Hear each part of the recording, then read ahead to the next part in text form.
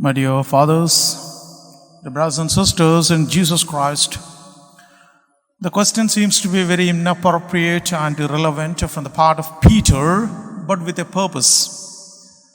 What are we going to get if we lose our parents, our brothers and sisters, or relatives, benefactors, etc.? And he asked this question to the one who left everything, the heavenly world, which is his ancestral home. The person who himself left his mother and had given to the world in representation of the human persons in the person of Saint John, to whom he said, "This is my mother." The mother is going to be the universal mother. And this son is going to be your son. You're going to be the mother of everyone.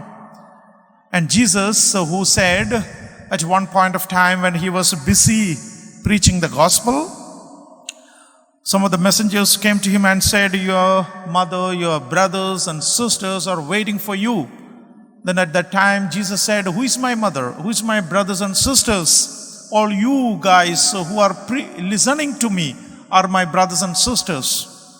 And at another time, he said, "You are no more the servants, but you are my friends. You are my brother. You are my sister." So it is to this Jesus that Peter is asking this question, what we are going to get if we lose our brothers and sisters, our family, etc. So that is why I said the question is inappropriate and irrelevant. But there is a purpose, because Jesus says, if you live, not just living alone, but if you are ready for persecution with a condition.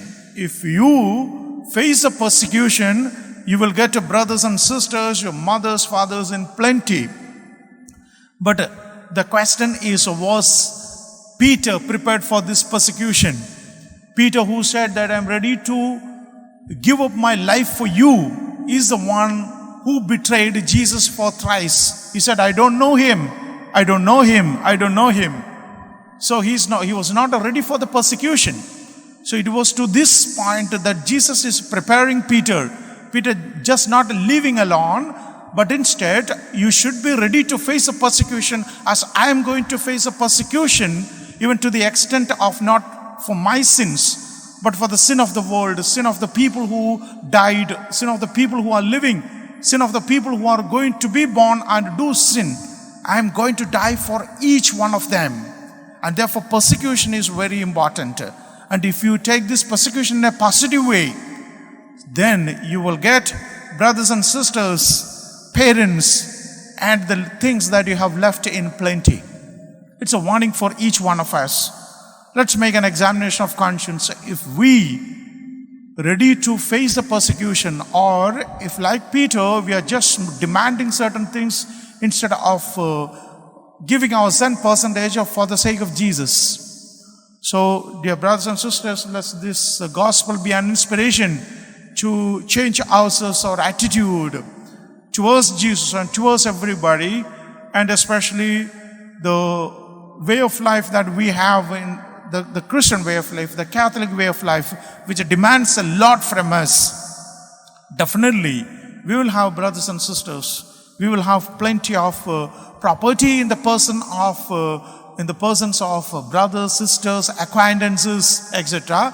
But provided we should be ready to face the persecution which is waiting for us. And that's what many of the saints have faced. Many of the saints were persecuted.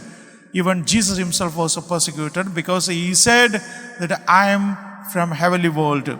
I came from heaven to preach the gospel of good news. And we too are here to begin the legacy, or to continue the legacy that was begun by Jesus himself.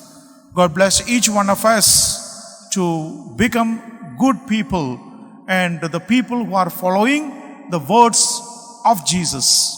Let's not put forward any doubts, any such inappropriate questions, because the answer is very clear.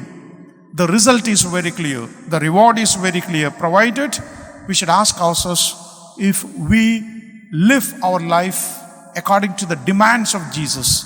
Let's correct ourselves and to live according to the demands of Jesus. God bless each one of us today and the days to come. Amen.